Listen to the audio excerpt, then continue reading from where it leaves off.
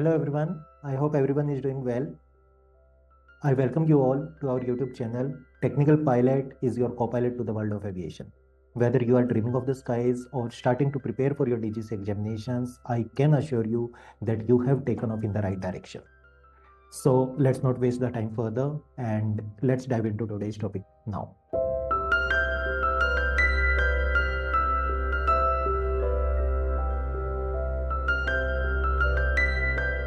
Aircraft wings के बारे में स्टार्ट करने जा रहे हैं. Okay, we are going to start with the construction of aircraft wings. Aircraft wings की अगर मैं कंस्ट्रक्शन की बात करूं, यार विंग्स आपके सबसे इंपॉर्टेंट कंपोनेंट होता है आपके एयरक्राफ्ट में, because you know what is the function of wings, to generate lift. अगर विंग्स नहीं होंगे तो लिफ्ट नहीं बनेगी. जो भी आपके एयरक्राफ्ट का वेट है उतनी ही हमें लिफ्ट प्रोड्यूस करनी है. तो आप सोच रहे हैं कितना ज़्यादा फोर्स लग रहा है विंग्स के ऊपर इन द अपवर्ड डायरेक्शन, राइट. और हमने बात की थी कि जब विंग्स के ऊपर फोर्स लगते हैं in the upward direction, they will also have tendency to bend in the upward direction, right. वो बेंड भी होते हैं अपवर्ड डायरेक्शन में, isn't it? They will have tendency to bend in the upward direction. So I should provide high strength to the wings and high stiffness to the wings depending on the thickness. अब मुझे wings को ऐसा design करना है कि ये rigid भी हो और फ्लेक्सिबल भी हो. मतलब रिजिड किस लिए? ताकि जब लोड लग रहा है तो ये बहुत ज़्यादा बेंड नहीं होना चाहिए, isn't it? और जब इस पे लोड लग रहा है, मान लो ये आपका विंग है, ये फ्यूजलाज से अटैच है and this is wing. So जब विंग पे लोड लग रहा है it should be able to bend. अगर ये बिल्कुल भी बेंड नहीं हुआ, अगर ये बहुत ज़्यादा रिजिड हो गया तो क्या होगा? जब इसके ऊपर फोर्स लगेगा तो ये एकदम से क्या होगा? It will break, right. और if it is little flexible, if it is flexible to bend in the upward direction, then by bending in the upward direction it will be able to remove, it will be able to overcome, it will be able to overcome the stress which is acting on it. जैसे मैंने आपको example दिया था, मैं बैठा हुआ हूँ, आप मेरे ऊपर फोर्स लगा रहे हो, अगर मैं नहीं मूव कर रहा, इसका मतलब मुझे उतना ही फोर्स इंटरनली प्रोड्यूस करना पड़ेगा अपनी बॉडी में to oppose the force which you are applying on me, isn't it? जब आपने फोर्स लगाया, अगर मेरी बॉडी उसी हिसाब से बैंड हो जाती है तो देखो आपकी बॉडी में इंटरनली कोई रेजिस्टेंस क्रिएट नहीं हो रहा, isn't it? मेरी बॉडी को इंटरनली कोई फोर्स डेवलप करने की जरूरत नहीं है उस केस में. Agree? In the same way जब फोर्स लगता है, your wings should have the flexibility to bend as per the force applied, so that there is no internal stress. Internal resistance नहीं होगा, विंग के ऊपर स्ट्रेस कम लगेगा. अगर विंग पूरा रिजिड हुआ, जैसे आप देखो कोई सूखी लकड़ी होती है, उसको उस पर फोर्स लगाओ, उसको बेंड करने की कोशिश करो, क्या होगा? वो एक लिमिट तक वो फोर्स झेलेगी, उसके बाद टूट जाएगी. अगर कोई गीली लकड़ी है तो उसको अगर आप फोर्स लगाओगे वो ऐसे ही बेंड करती रहेगी, उसने इंटरनली कोई रेजिस्टेंस क्रिएट नहीं किया. That is not under any stress, isn't it? Wings टूटने नहीं चाहिए आपके, तो उनकी फ्लेक्सिबिलिटी भी होनी चाहिए, लेकिन वो रिजिड भी होने चाहिए कि भाई बिल्कुल जो फोर्स लग रहा है ऐसा नहीं हो कि उस फोर्स के साथ पूरा का पूरा बैंड हो गए. क्लियर? Yes sir. विंग्स आपके सबसे ज़्यादा इंपॉर्टेंट कंपोनेंट है और विंग्स की डिज़ाइनिंग, विंग्स की कंस्ट्रक्शन बहुत like it is a very critical part of the aircraft designing. Okay, fine. Thickness and construction of the wings depends on speed requirement. यार ये मेनली डिपेंड करता है कि आपके एयरक्राफ्ट का रोल क्या है, आप अपने एयरक्राफ्ट को कितनी स्पीड पे मूव करना चाहते हो. लाइक अगर मैं आपको बताऊं कि जनरली मेरी 3 टाइप की विंग कंस्ट्रक्शन होती है, 3 टाइप के विंग डिज़ाइन है, इसके अलावा भी है यार, अब मैं मना नहीं कर रहा, बट मेनली ये 3 है, ठीक है. एक है बाईप्लेन. बाईप्लेन इज जिसमें आप 2 विंग्स लगाते हैं, दिख रहा है आपको? यस.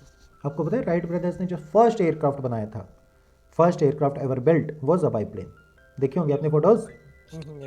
बाईप्लेन, बाईप्लेन मतलब यू आर यूजिंग 2 विंग्स, एक यहाँ पे है और दूसरा यहाँ पे. इन दोनों विंग्स को मैंने यहाँ पे कुछ रोड्स लगा के मैंने क्या किया? ज्वाइन कर दिया. इसको बोलते हैं स्ट्रट. ओके, इसको मैंने क्या बोला? स्ट्रट. जब ये एयरक्राफ्ट फ्लाई करेगा, जब इसके ऊपर लोड लगेंगे, लिफ्ट फोर्स लगेगी, this wing will have tendency to deflect something like this, isn't it? हो जाएगा ना डिफ्लेक्ट. नीचे वाला विंग, उस पर भी तो लिफ्ट फोर्स लगेगी, that will also have tendency to deflect, something like this. अब इन दोनों विंग्स में मैं चाहता हूं कि जो डिस्टेंस है वो कांस्टेंट बना रहे। ऐसा नहीं होना चाहिए कि दोनों विंग्स ऊपर नीचे फ्लटर कर रहे हैं। अगर कर रहे हैं तो इनके बीच का डिस्टेंस मेंटेन रखना हमें, बिकॉज अगर डिस्टेंस इनके बीच का डिस्टेंस कम हो गया, your whole aerodynamics will be affected. The air flow over one wing will be affected by the air flow over another wing. समझे? डिस्ट्रप्शन ज़्यादा होगी, वोर्टेक्स जनरेशन ज़्यादा होगी, आपकी एरोडायनेमिक्स खराब हो जाएगी। बाईप्लेन में सबसे बड़ी प्रॉब्लम यही आई, इसलिए आप धीरे धीरे, अगर आप देख रहे हैं, लुप्त हो गए हैं बाईप्लेन्स, अभी देखने को नहीं मिलते, ख़त्म हो गए धीरे धीरे, बिकॉज ऑफ एरोडायनेमिक्स बढ़िया नहीं थी। एक विंग की वजह से दूसरे विंग पे एयर फ्लो डिसरप्ट हो रहा था, क्लीन एयर फ्लो नहीं मिल रहा था मुझे। ओके, सो इनकी रिलेटिव पोजीशन मेंटेन करने के लिए, इनके बीच का डिस्टेंस मेंटेन करने के लिए मैंने क्या किया, ये स्टड लगा दिए, रोड्स लगा दी। अब इनके बीच का डिस्टेंस कांस्टेंट रहेगा, इजंट इट? और ज़्यादा स्ट्रेंथ देने के लिए मैंने यहाँ पे कुछ वायर्स लगा दी ताकि फ्लटरिंग और भी कम हो। आपको नहीं लगता जो ये वायर्स मैंने लगाई है ये बिना बात ड्रैग प्रोड्यूस करेंगी, जो सामने से एयर फ्लो आ रहा है उनके लिए ऑब्स्ट्रक्शन क्रिएट कर रही है। ये जो स्ट्रट लगाया है that will also give us additional drag, right? Because of that these aircrafts are not suitable to fly at higher speeds, इसलिए बाईप्लेन्स आगे नहीं चल पाई, बिकॉज एरोडायनेमिक्स बढ़िया नहीं थी, एरोडायनेमिक एफिशिएंसी बढ़िया नहीं थी, एंड हम इनको ज़्यादा स्पीड तक एक्सेलरेट नहीं कर पाए बिकॉज ड्रैग ज़्यादा आ रहा था। अंडरस्टैंड? दिख रहा है ना आपको? पूरा का पूरा एयरफ्लो डिसरप्ट हो जाएगा दोनों विंग्स के बीच में, राइट? ज़्यादा लोड्स भी सस्टेन नहीं कर सकते, can't fly at higher speeds as well, इसलिए सिर्फ छोटे एयरक्राफ्ट्स में ही बने थे। बाईप्लेन्स आए थे आपके वर्ल्ड वॉर 1 के टाइम पे, बाईप्लेन्स वर वेरी फेमस। जब एयरक्राफ्ट स्टार्ट हुए थे ना, एविएशन इंडस्ट्री स्टार्ट हुई थी, वर्ल्ड वॉर 1 के टाइम पे बाईप्लेन्स काफ़ी फेमस हुए। वर्ल्ड वॉर 2 तक बाईप्लेन्स धीरे धीरे खत्म हो चुके थे। ओके, आज भी होते हैं, फ्लाई करते हैं, फ्लाई कर सकते हैं, बट बहुत ही कम। ओके, इतने ज़्यादा एफिशिएंट नहीं है। एक इंस्टाग्राम पे वीडियो देखा, उसको एक आदमी को उसके ऊपर लाइक खड़े रहते थे वो, एंड वो फ्लाई करते हैं। हाँ, जो आपका इवन जो आपका सबसे फर्स्ट राइट ब्रदर्स का एयरक्राफ्ट था, वो फर्स्ट एंड सेकंड क्रैश हो गए थे। राइट फ्लायर 3 था जो फ्लाई हुआ था, ठीक है? राइट प्लेन बोल रहा हूँ, ये देखो राइट फ्लायर 3, इस पे ना फ्यूजलाज नहीं था।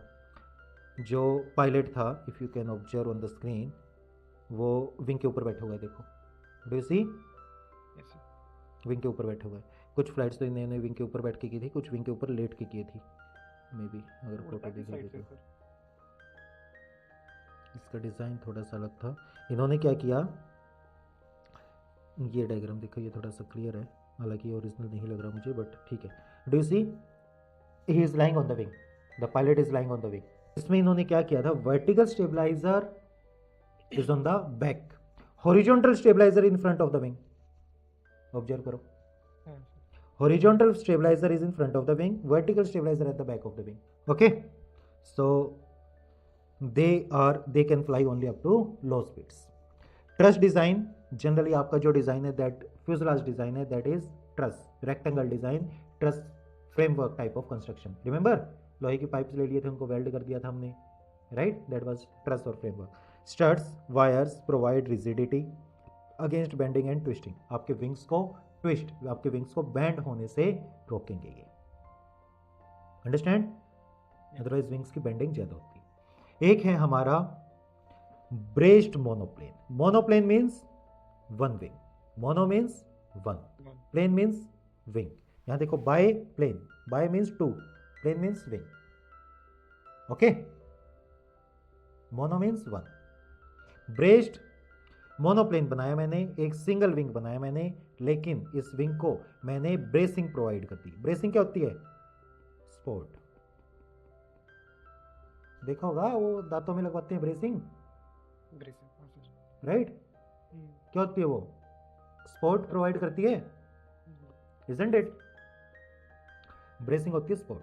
तो हमने क्या किया, ब्रेसिंग प्रोवाइड करती, कुछ सपोर्ट प्रोवाइड कर दी इस विंग को, ताकि ये विंग को थोड़ी एडिशनल स्ट्रेंथ मिल जाए, राइट? इसको बोलते हैं ब्रेस्ड मोनोप्लेन। यार ये जो आपने ब्रेसिंग प्रोवाइड की है, ये भी तो ड्रैग देगी, इजंट इट? जो आपने ब्रेसिंग प्रोवाइड की है, जो इनकमिंग एयर है, उसके लिए ये ऑब्स्ट्रक्शन क्रिएट करेगी. It will also give me some drag. That's also these aircraft were also not very popular. हैं कुछ एयरक्राफ्ट दिख जाएंगे आपको, ट्रेनिंग एयरक्राफ्ट भी दिख जाएंगे, which have braced monoplane. Right? किसमें है प्रशांत, पता है, देखा है ब्रेस्ड मोनोप्लेन? 172. बिल्कुल. राइट. Yes. यस, बट ठीक है ट्रेनिंग एयरक्राफ्ट के लिए, बिकॉज ट्रेनिंग एयरक्राफ्ट पे हमारा Relatively low speed होता हाँ रिलेटिवली लो स्पीड है, हमें बहुत ज़्यादा स्पीड पे फ्लाई नहीं करना. कितने पे फ्लाई करते हैं ट्रेनिंग एयरक्राफ्ट? 100 120 नोट्स. 120 तो मैक्स है. राइट. हाँ, कितनी स्पीड पे? That's fine. फिर आते हैं आपके cantilevered monoplane. Cantilevered means bracing हटा दिया आपने, ब्रेसिंग हटा दिया आपने, सिर्फ the wing is connected to the fuselage only at one point, like this one. दिख रहा है? Wing is connected to the fuselage only at one point. इसको बोलते हैं कैंटिलीवर्ड मोनोप्लेन. आजकल आपके जितने भी कमर्शियल एयरक्राफ्ट हैं, ट्रेनिंग एयरक्राफ्ट में भी mostly you have the कैंटिलीवर्ड monoplane. Okay, यही यूज करते हैं हम आजकल. मोस्ट मॉडर्न जेट एयरक्राफ्ट, आपके जितने भी कमर्शियल एयरक्राफ्ट हैं, सब में क्या है? Cantilevered monoplane. Wings absorb most of the bending and twisting loads. Wings आपका सारा बेंडिंग ट्विस्टिंग लोड एब्जॉर्ब करते हैं. क्लियर? Yes, sir. चलो एयर. Thank you everyone for watching this video. Stay tuned to learn about DGCA subjects, aviation concepts in a more simplified way. And if you have any questions, please feel free to drop them down in the comments below. Do not forget to subscribe so that you are updated with the latest videos. And please follow us on Instagram @technicalpilot.in. Thank you. See you next time.